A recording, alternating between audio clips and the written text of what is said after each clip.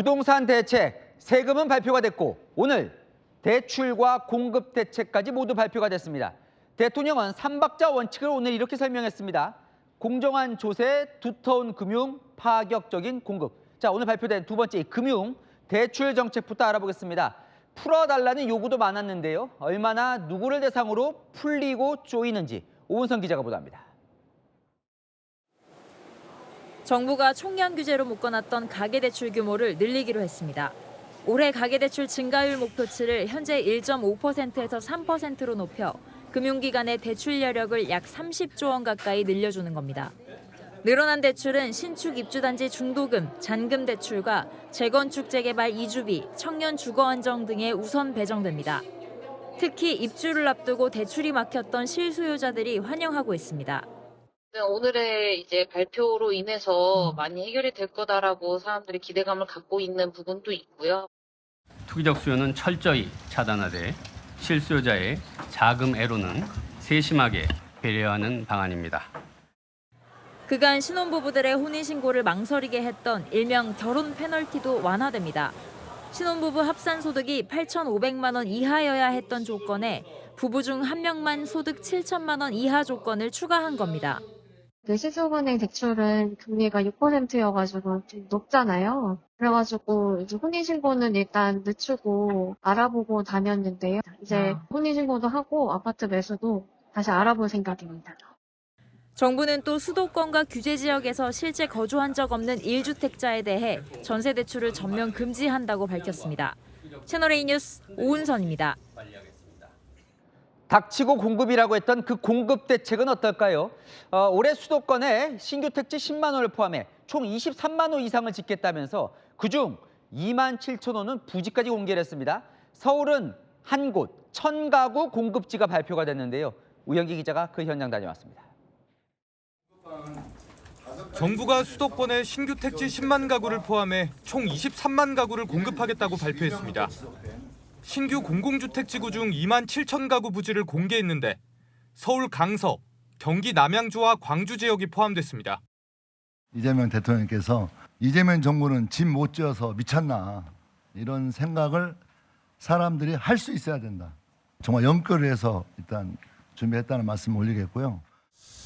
공급 규모가 가장 큰 곳은 2만 1,700가구가 들어설 경기 남양주로 인근 대학교 농장 그린벨트 지역까지 풀겠다는 계획입니다. 경기 광주 장지동에도 4,500가구를 공급합니다. 두 지역 모두 2030년 착공 계획으로 토지거래 허가구역으로 지정됩니다. 서울에서는 강서구 염창공원이 유일하게 포함됐는데 1,000가구를 공급할 계획입니다. 신규 공공주택지구로 지정된 강서 염창공원 부지입니다. 이곳은 민간개발 사업이 취소된 후 약 20년간 방치돼 왔었는데요. 정부는 2029년에 첫 삽을 뜨겠다는 계획입니다. 동시에 정부는 앞서 1월 발표한 과천 경마장 등 부지의 주택 착공 시기를 2029년으로 최대한 당기겠다고 밝혔습니다. 다만 노조와 지자체 등의 반발이 과제입니다. 이렇게 속도전으로 흐르는 것에 대해서는 저희는 반대하고 있습니다. 정부는 나머지 수도권 신규 택지 7만 3천 가구의 위치는 추후 발표할 계획입니다. 채널A 뉴스 우현기입니다. 서울에 이 새로 아파트 지을 땅이 별로 남아있질 않죠. 그러다 보니 이 용산공원 개발에 관심이 쏠리고 있습니다. 이달 중으로 용산공원 일부를 개발할 수 있도록 그 요건을 마련하는 특별법이 여당 주도로 처리될 예정인데요. 아파트 공급을 위해 녹지를 얼마나 줄이는 게 맞나, 이 콘크리트 숲이 자칫되는 건 아닌가 우려의 목소리도 나옵니다. 이솔 기자가 취재했습니다. SNS에서 화제가 된 가상 이미지입니다. 어떤 미래를 원하느냐는 문구와 함께 울창한 용산공원, 빽빽한 아파트 단지가 대조적입니다. 8월 13일 무슨 일이 벌어지는지 알고 계시나요? 라는 제목과 공사장으로 변한 용산공원, 국립중앙박물관의 조망을 아파트가 가로막은 그림도 있습니다. 용산공원 개발 움직임에 주민들 반발이 나오고 있습니다. 여당 주도 처리가 임박한 용산공원 조성 특별법 개정안은 미군기지 반환 부지를 국가공원으로 조성하되 녹지 비율을 낮춰 주택 공급을 늘리는 내용을 담고 있습니다. 용산공원 일부와 용산 정비창, 주변 미군 반환 부지 등이 주택 공급 후보지로 거론됩니다. 국립중앙박물관을 찾은 시민들은 바로 옆 용산공원에 아파트가 들어서면 이 남산경관이 가로막히고 휴식 공간이 사라질 수 있다며 우려하고 있습니다. 아파트도 중요하긴 하지만 그래도 시민의 휴식 공간이 아무래도 중요하다 보니까 남기는 쪽이 좋지 않을까 생각합니다. 여당 관계자는 미군 기지를 포함해 일부를 아파트로 공급할 뿐 콘크리트 숲으로 바뀐다는 건 사실이 아니라고 해명했습니다. 채널A 뉴스 이솔입니다. 자, 매달 월세 85만 원을 30년간 내면 내 집이 생긴다. 어떠십니까? 오늘 발표된 청년 보금자리론 정책입니다. 목돈 없이도 집을 살 수 있다는 게 큰 장점인데 이 대상이 4억 원 이하 이 빌라 같은 비아파트로 한정이 되면서 이 반응은 엇갈립니다. 김세인 기자입니다.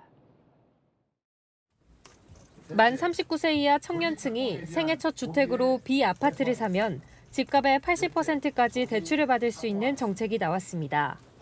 내년부터 시행될 청년 미래 보금자리론인데 아파트가 아닌 4억 원 이하 주택, 즉 빌라나 오피스텔 등이 지원 대상입니다. 월세 수준의 원리금을 내면 내 집이 되는 구조입니다. 예를 들어 2억 원을 빌려 30년 동안 연 3%의 금리로 갚으면 매달 내는 원리금은 85만 원. 비아파트 평균 월세인 80만 원과 비슷한 수준이란 설명입니다. 비아파트로 제한되는 것에 2030 청년층 반응은 엇갈립니다. 오피스텔이랑 빌라를 안 사려고 하는 이유가 나중에 가격이 떨어질까 봐 걱정돼서 매매를 안 하는 건데 사실 아파트에 비해서 조금 안정성이 떨어지는 주차 문제도 있고 그 거주지에서 내가 계속 거주할 것이냐라는 관점에서만 좀 유연성이 있다라고 하면은 매력적으로 느낄 수 있을 것 같긴 해요. 정부는 갈아탈 때 생애 최초 우대 자격이 소진되지 않기 때문에 징검다리로 활용하라는 취지라고 설명했습니다. 또 전세와 반전세 청년도 보증 규모와 대상 범위를 늘리는 지원책을 발표했습니다. 채널A 뉴스 김세인입니다.